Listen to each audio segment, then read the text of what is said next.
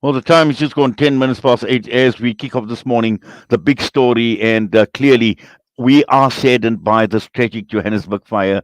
And again, we've seen the blame game being played, but there are calls for accountability. And we know that the power struggles within the city are a major problem at this point in time. We've seen mayors come, we've seen mayors go, votes of no confidence, one after the other while the city is on a ticking time bomb. Not long ago, we seen what had taken place out in Bree Street, the explosion, the underground explosion. Now, a second tragedy that has occurred. And this is the reason why we are talking this morning with Fazlin Taliep, who is a member of the NFP, the National Freedom Party. Fazlin, Assalamu alaikum wa rahmatullahi wa barakatuh. Jummah Mubarak to you and welcome. Walaikum salam, Bahminaz, and assalamu alaikum to all your listeners. Well, clearly, this is a tragedy of mammoth proportions, and what we've seen taking place yesterday, the events in the city of Johannesburg in Marshalltown. Now, I've seen the NFP issue a press statement saying that you are saddened by this call, by the fire, but also at the same time calling for accountability because we've seen so much playing out. We've seen even the speaker of the city of Johannesburg making certain calls, playing blame games, blaming NGOs for this. But at the end of the day, it's good to play the blame game while nobody is being held accountable. And your point that you highlight in terms of the blame game is so important because at the end of the day, if we strip away everything, the reality is this is the responsibility of the city of Johannesburg. This building is under their ownership and their mandate. And so, firstly, I think something that you highlighted was obviously the fact that the last inspection was done in 2019, which is like 4 or 5 years ago. So that is deeply problematic. But it is even more problematic that they are blaming NGOs who are trying to protect the rights of people. So obviously, if we look at Section 26 of the Constitution, which protects illegal evictions, and if, for example, if people being evicted, and obviously also if we read that in conjunction with the PIE Act, what it shows is that the city has to provide people with alternative accommodation. So they're saying NGOs are frustrating the process, but at the end of the day, right now, the people that have survived this tragedy have to anyway be provided with alternative accommodation. And this has been something that could have been done years ago, but now in the middle of a tragedy, you have to be forced to do it. And this unfortunately shows the lack of political will in the city of Johannesburg to actually do something substantive for the people of Johannesburg. I also think something that we have to highlight is that we have to look at from a humanitarian lens. These are people, irrespective of where they come from. And right now, they have gone through something very traumatic. And so at a later stage, I think the time will come where we unpack, how did people arrive? Are they legal? Are they illegal? But I think right now we need to focus on the fact that this is a tragedy. This is a human rights problem. And we need to think about it from a humanitarian perspective. But from the NFP perspective, the reality is this is squarely in of the city of Johannesburg. Well, clearly, and I think you make a number of points, Fazlin. And when you speak about alternative accommodation, now you have the president come to the scene, making a statement that we need to find habitable accommodation for these people. But this is not a problem that occurred only yesterday. This has been a problem for years, and it's not a problem that they haven't known about. They've been fully aware that many areas and cities like Johannesburg, particularly when one looks at these hijacked buildings, they've been ticking time bombs for a long time. And it was just about, when a disaster like this actually occurs, when a tragedy like this occurs, suddenly we find politicians, we find all of them at the forefront making some of these statements. Yes, and the thing is, this is unfortunately the reality of our politics, is that our politicians seem to be very reactive. And if we look at the city of Johannesburg, yes, you mentioned Herman Mashaba, and under his reign, there was definitely attempts to address, specifically these buildings in Johannesburg. His leadership, and there's a lot of criticism in the manner in which he did it, and we can unpack that. But I think then we really have to ask what has happened. And what has happened is that we have seen the city of Johannesburg engulfed by political conflict, internal, and a jostling for positions. So by that very nature of that occurring, the reality is that the people on the ground, us ordinary citizens, are going to be the ones that are affected. And the reality is that this tragedy showcases the fact that politicians are too busy, trying to secure a position than actually running, the city that drives the economy in this country. And I think another valid point, and this reason we need to think about this when we go into elections or anything of that sort, is Johannesburg is our economic hub. And if our CBD is in the state that it is, and there seems to be no political will to actually revitalize this district, rather we have buildings that have been, sort of hijacked, and there are syndicates operating, and there are still actually vulnerable people living in those buildings. So it's one thing to say, okay, these are people that are some of them might be illegal immigrants, some of them might be, immigrants, but they just have no financial means. The reality is there are organized syndicates that are running these buildings and where these people are paying money to. And that's where we also need to unpack, because who's benefiting from that type of structure? Because we have to ask, is there a lack of political will because, we really don't want to be tackling these syndicates? And so I do think that we have to, this is a tragedy, it's a terrible tragedy, but we really have to, sort of reanalyze what politics in the city of Johannesburg means and whether or not they're actually delivering in terms of getting the CBD specifically back to the hub that it used to be. Well, definitely, Fazlin. And we always hear about Johannesburg, a world-class African city. But when we look at this city, it's deteriorated to such an extent where you don't even want to drive through the city of Johannesburg. That is how bad the situation is right now. And you speak of lack of political will, but also the lack of enforcement on the part of authorities. And that is, the bylaws are there, but there is a total lack of enforcement. And it's just this don't care attitude. It's not that the authorities are not aware of what is taking place, but there is just no reason, or that they a concrete reason that any of us can give us that why you knew about the problem. Why didn't you do about anything about this problem a long time ago? And you see that is also where the blame game comes in, because they're like, yes, we've taken, we've tried to evict people from these buildings and then NGOs came in. But the reality is across South Africa, when there's a process where we're trying to evict somebody from a particular property, legally you have to provide people with an alternative place to live if you're going to evict them. And so the blame game comes in as well. The reason why these buildings are in the state that they're in and why we have people, living in them is because of the NGOs. And then I think at the end of the day, we really have to analyze whether or not, this tragedy, I think, highlights whether or not we have the type of political leaders that have a long-term vision for our different cities, and specifically the city of Johannesburg. You highlight the fact that Johannesburg CBD is, can you even really call it the central business district anymore? From a perspective of, our economy, so many people, really don't want to access that particular area. And obviously, if you drive down, to central Johannesburg, you do get the feeling that it is an underserved area in the city of Johannesburg. And we have to ask several questions about why is that. And I think that we have a housing crisis in this country.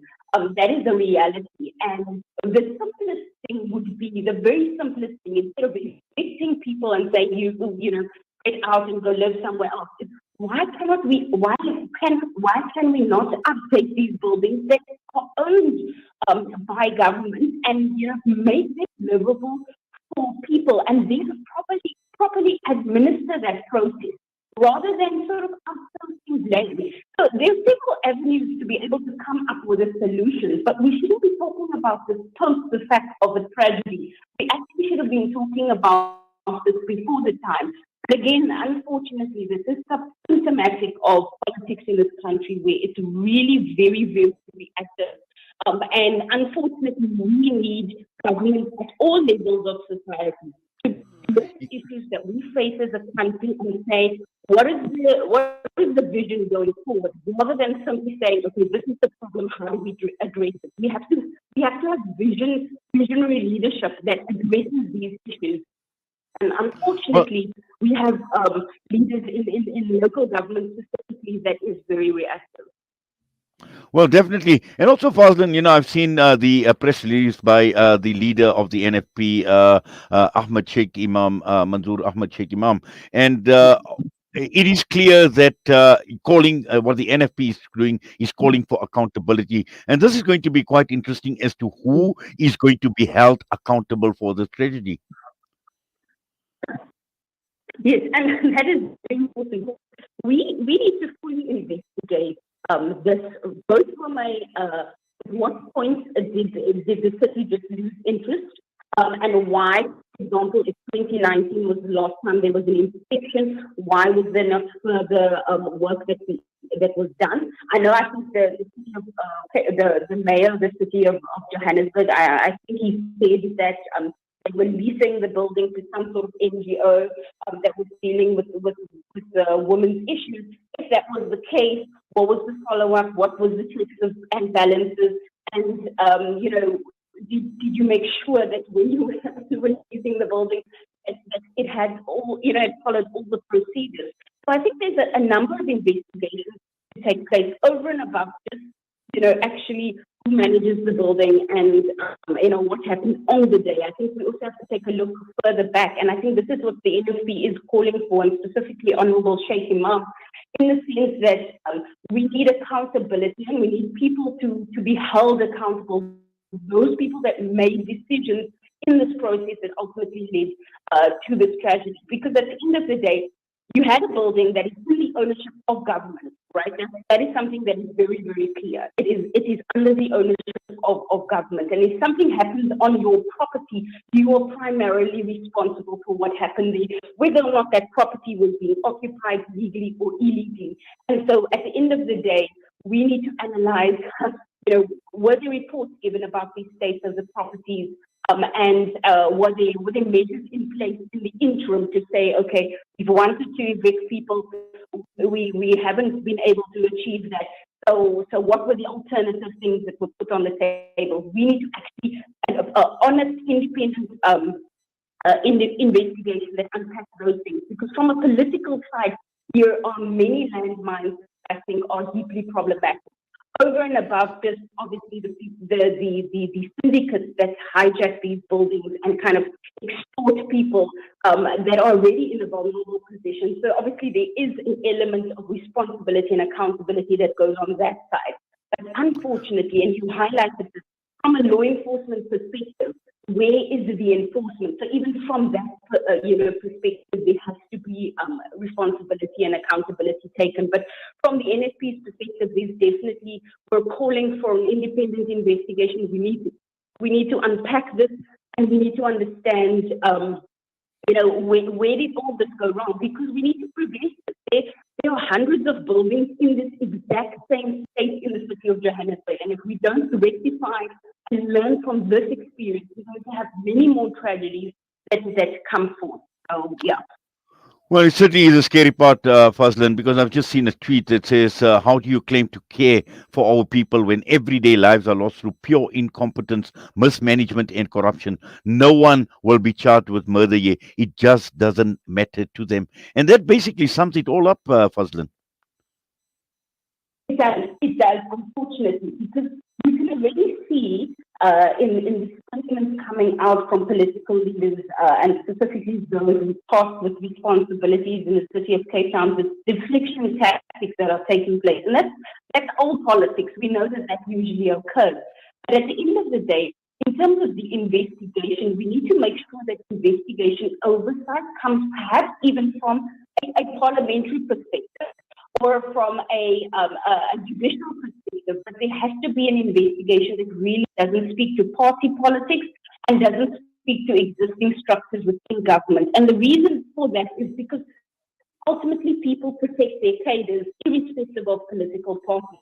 And I think we really need to be, we really, and especially from the NFP's perspective, we really need to be having an impartial look at this because people need to be held accountable. And I think this is becoming a pressing issue, specifically as we lean into elections, because, you know, if there is no accountability in this instance, 2 months, 5 months, 6 months from now, then we know that there was no political will to deal with the crisis before it happened, and there's no political will, unfortunately, to deal with the net effect or the consequences of this tragedy. And I think that will be a clear indication of, you know, kind of where the state of our politics are. And I think it should be an indication to the electorate, to South African citizens, about who they can entrust with responsibility to protect their lives and their dignity.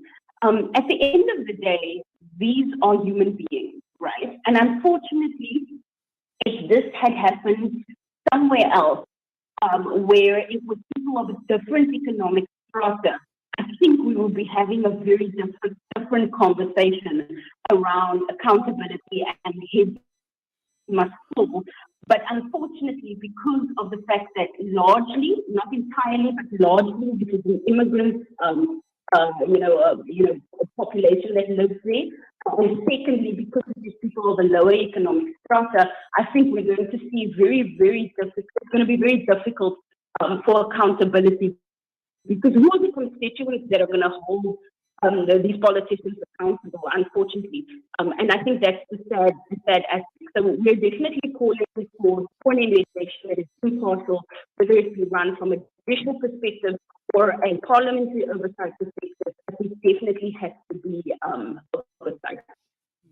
Well, Fazlin, Jazakallah, shukran for that and for your time with us this morning right here on Salam Media. We thank you. We do appreciate you taking time out and talking to us this morning. All the best to you. Assalamu alaikum wa rahmatullahi wa barakatuh.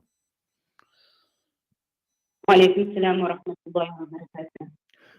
Fazlin Taliep, member of the NFP this morning, against the background of the press release and the statement issued by the leader of the NFP against this tragedy. And I'm just looking at some of the comments where one says, name a major city in the world where buildings are routinely hijacked and residents left to live in squalor, in dens of criminality and filth. No power, no water, sewage spilling into the street. Isn't the Marshalltown fire a consequence of the decay in the city of Johannesburg? And we've seen just so much more actually coming through. We've seen political parties obviously issuing statements of condolences to the victims. We've seen even parties like the EFF and many of the other parties. But again, these politicians are coming through. They have been there. They've been part and parcel of the decision-making process all along. And sooner or later, we knew that as a result of both municipal and national governments' incompetence, we know it's going to lead to problems. It's going to lead to mass casualties. I mean, you can think about a number of incidents in the past, the cholera outbreak as a result of the water problems, the Joburg gas explosion. We've seen what had happened with the Fontaine dam collapse. We've seen the killings that took place in the tavern.